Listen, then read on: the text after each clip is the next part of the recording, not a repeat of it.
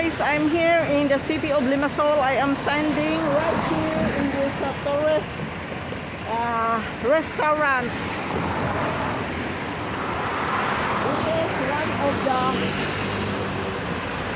restaurants opposite of the seaside here from Limassol Beach.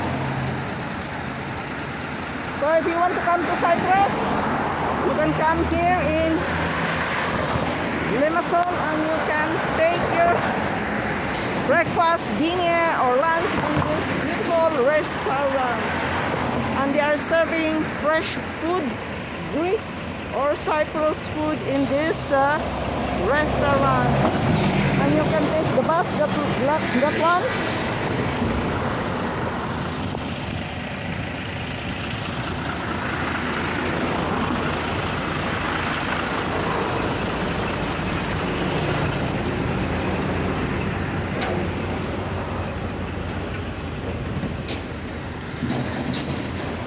So there are already many beautiful buildings here in Limassol.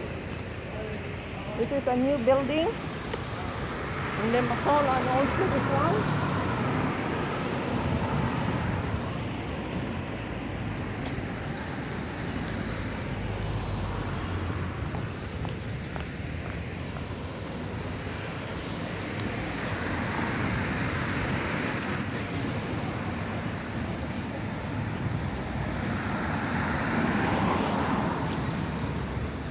So this is one of the hotel here in Limassol, and a restaurant.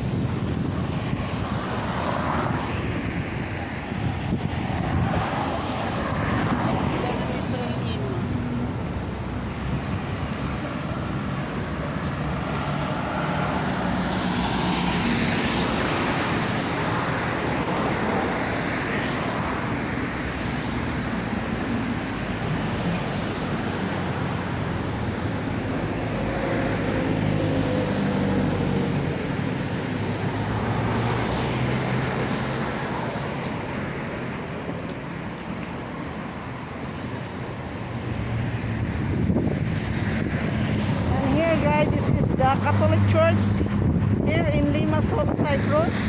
I used to attend Mass here every Sunday in this church.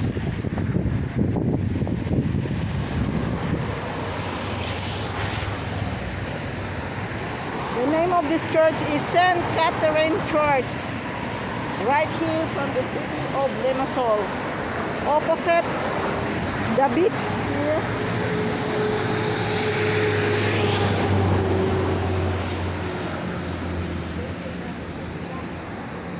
So dito ako nagsisimba tuwing day of pag Sunday, guys.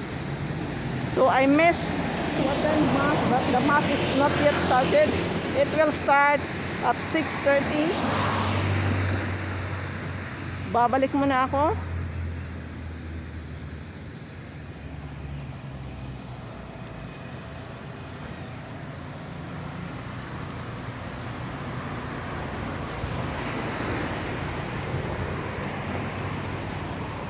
So I'm going to walk in the side.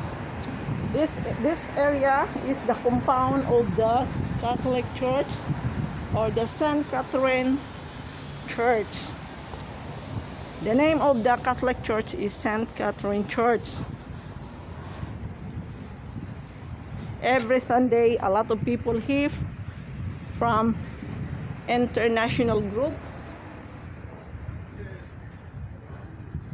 There is Legion of Mary, El Shaddai, and many other groups.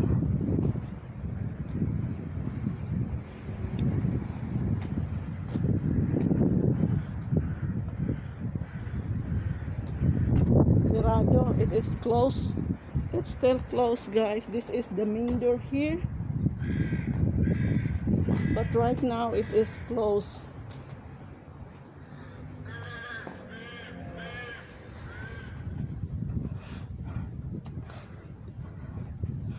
I will just be walking here.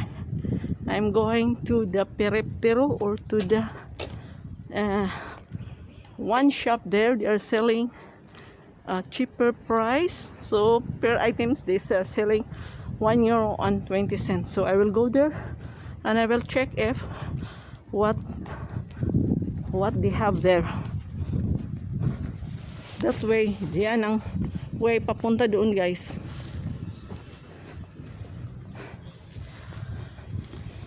So guys, I hope you like this vlog. Just give it a thumbs up and subscribe to RAFTHELSAVLOGS.